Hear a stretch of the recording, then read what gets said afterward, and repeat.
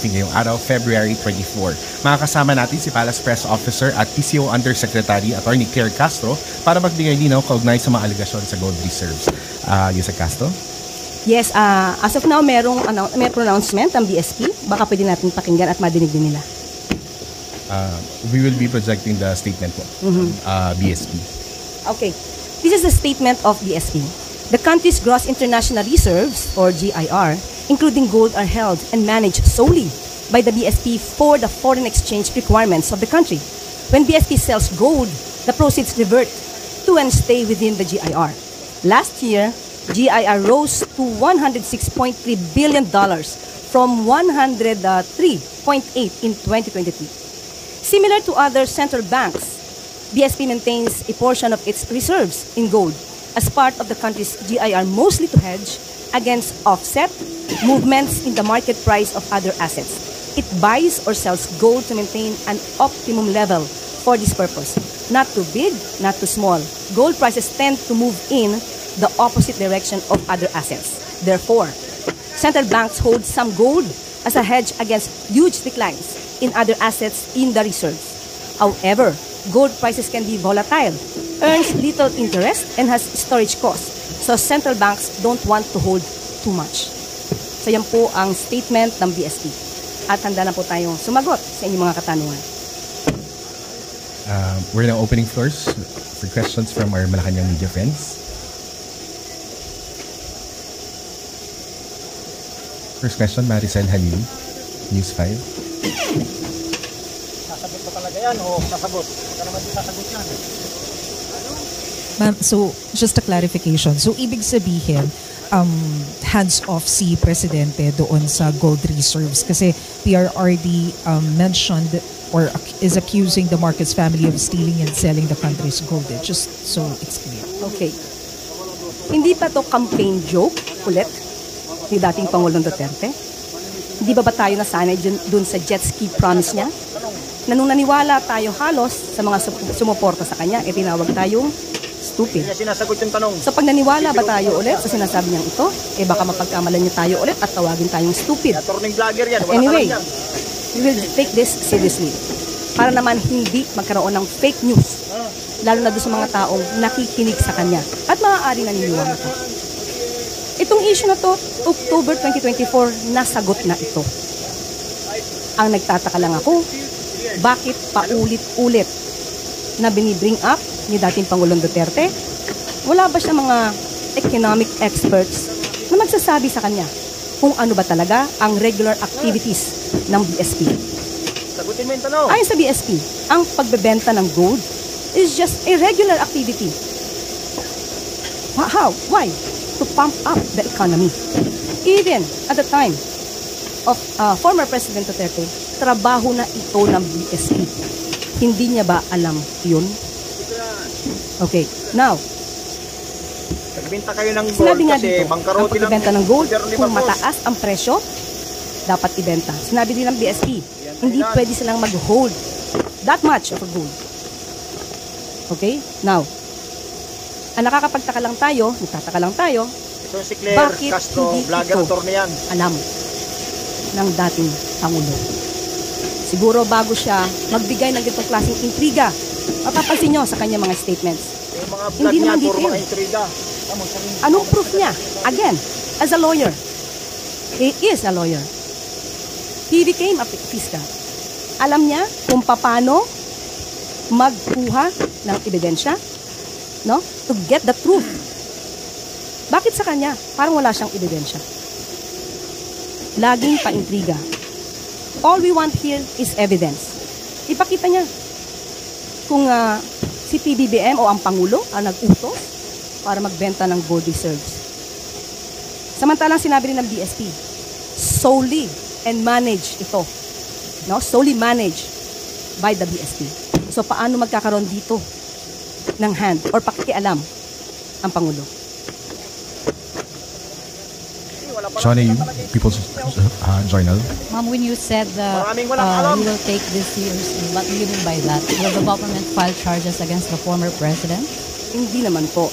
Sasagutin lang namin yung mga joke na lagi niya sinasabi. Since tayo ay sumasagot dito ng seryoso, Baka sa susunod, sasabihin na naman ng mga Pag alam yung supporters niya. nag-isipit kayo, sabihin Hindi nyo, na naman pag kilala yung alam na si joke, dating Pangulong kakasuhan nyo, Duterte. sira Puro ulo. joke yan. So ito ba mga sinasabi niya during sa kanilang rallies or campaign rallies?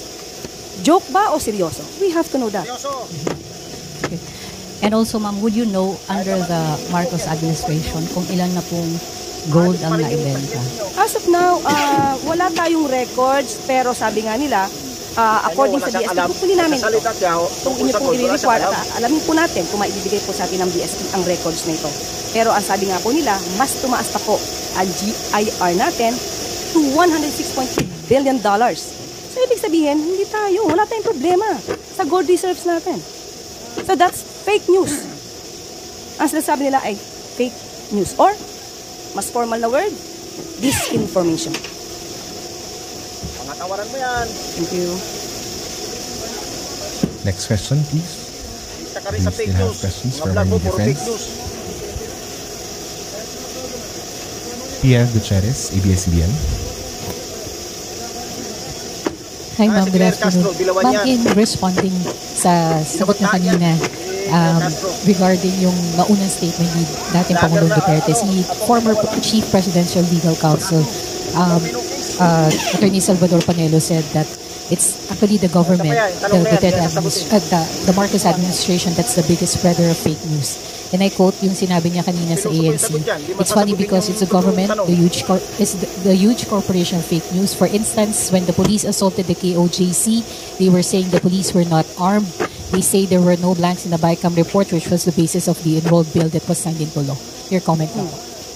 So si Attorney Panelo yung nagsabi na The biggest spreader of fake news. spreader ng fake news. Unang-una ang usapan dito Wala, lalo na tubog yung ay about the gold reserves. Bakit kailangan baguhin? Nagda-divert ba sila? Yung issue tungkol sa KOJC nasa korte na to. Kung meron mang kasuhan dito, sa korte ito. Ang pinag-uusapan natin dito, yung sinabi ni dating Pangulong Duterte patungkol sa gold reserves na walang anumang basihan. Thank you, Yusek. We have more questions from NTC. Tay Padilla, PTV4. Good afternoon po, Attorney. Sa Mandawi rin po sinabi po ni former President Duterte na bumalik na po yung droga sa Davao, Cebu, and Manila. Marami na rin mga tambay ang na-hold up at mga nasasaksak. May action po. Davao, including Davao City? Tatlong lugar yung sinabi, pero Okay. tinumbong Kung Davao City pinag-uusapan natin, sino ba ang mayor ng Davao City? Hindi ba yung anak niya? Si Mayor Baste Duterte. yung gobyerno ni Marcos dyan. So ang ibig ba sabihin nun napaka-inefficient ng anak niya? Again, Nasaan alam dito sa natin, Davao, nasaan? Nag-declare si Ang Basti data ng war on patungkol drugs Davao, tinanggalan yung mga At tandaan pulis natin, doon, pinaltan ni Marantan. nung panahon niya, at least ngayon may record kung may namamatay. Nung panahon niya, Ito pasang isuspende. merong bang nare-record Gusto ni doon sa Marcos mga lagi. biglang nawawalang mga tao? Tanong lang natin yon. So dapat yun siguro, Nasaan alam eh. alamin din niya. Pero as of now, sabi nga natin, May alam yan, pero anak niya ang namumuno sa Davao City. Bakit ganun ang kanyang reason? Ivan Medina, GMA7. Taing dilawan talaga. Taing dilawan Yusek, siya. kakapanumpan pa lamang po ngayong araw na ito as Undersecretary and Palace Press Officer. And you come out with guns blazing. Ito na po ba ang magiging communication stance ng Administrasyong Marcos starting today? Siguro ganito lang po talaga ako. When it's for the truth, ilalaban natin yan. Wala tayong, hindi tayo magsasagwa ng anumang fake news. Basta kaya maalab ang damdamin natin sa salita is because we know we are fighting for the truth. Do you think it has come to a point that the administration needs to take this, firmer stance against fake news because it has already gone to worrisome levels? Yes, we have to fight for that. We have to fight against fake news. Otherwise, yung mga tao na naniniwala sa kanila, maiiba ang isip nila. Maiiba ang diskarte nila. It is our obligation, especially tayo, mga taga-media. Dapat natin iparating sa taong bayan ano ba ang katotohanan. Iwasan natin yung mga intriga na walang basihan. As of now, kasi puro intriga eh. Puro intriga ang pinapasok sa utak natin. Sinasabi ng Nakakasira ito sa bansa, sa ekonomiya. Hindi po ba? Thank you. Maricel Halim, News 5. Hi ma'am, good afternoon once again. Ma'am, just so mas maintindihan po namin yung mandate ninyo. Are you also considered as the presidential spokesperson? I am not a spokesperson because the president will be speaking for himself. Okay, ang mandato ko is to explain, to expound, anuman ang pronouncements, direktiba ng palasyo. And, Malamang bata to ni but Lisa. I will not consider myself as a spokesperson. Ano po ba ang difference ng press officer sa spokesperson and press briefer? Okay. May mga pagkakataon po kasi na kapag magkakaroon po kasi, if I'm not mistaken, magkakaroon mismo ang Pangulo ng once a month na press con. So, siya po talaga yung, kung ano man yung kanya naisabihin, sa kanya po manggagaling. Ako is more on the pag-explain, pag-expound, at kung may konting gap, yung tayo po. Once a month lang yung press con niya. Ma'am, sorry, but of course, whatever you tell us in press briefings would have to have the authority of the president. Of course. Yes, sir. Thank Alis you. na yung mga issue. After 1 month ka lang magsasalita. I think we don't have any more questions, Yusek. At this is where we end our press briefing for this afternoon. Thank you very much, Yusek Castro. And Thank you. Thank you po. good afternoon. First day talaga. Ilang kwenta. Tumawa pang gabi. Wala kayo sa buhay niyo.